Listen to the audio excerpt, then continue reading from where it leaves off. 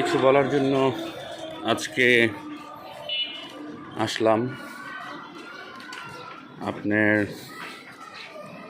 কয়েকজন বিখ্যাত ইউটিউবারদের নিয়ে কিছু কথা বলবো।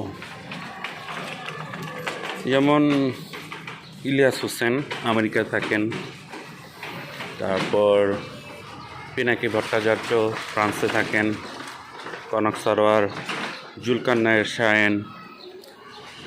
ওনাদের ভিতরে একটা বিষয় খুব মিল আছে। মিলটা কি জানেন আপনারা?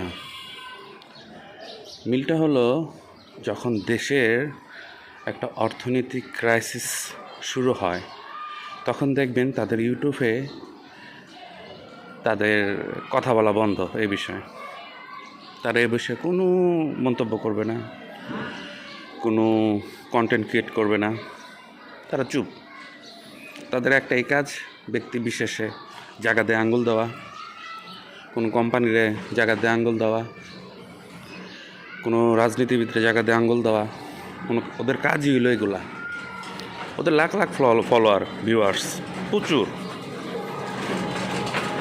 এই আঙ্গুল দিয়ে দিয়ে ভিউয়ার্সগুলো বানাইছে।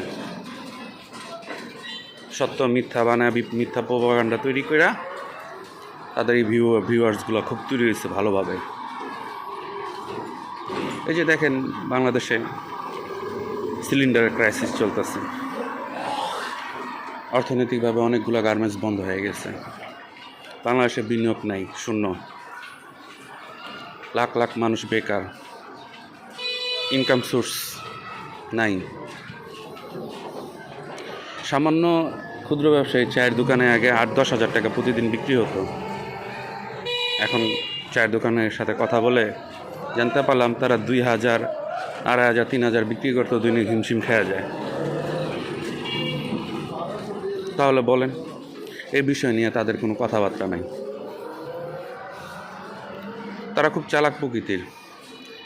কার জায়গা দিয়ে আঙ্গুল দিব, আঙ্গুল দিয়ে কিছু পাইব, এই চিন্তাধারার ভিতরে থাকে। তাদের কাজই এগুলা।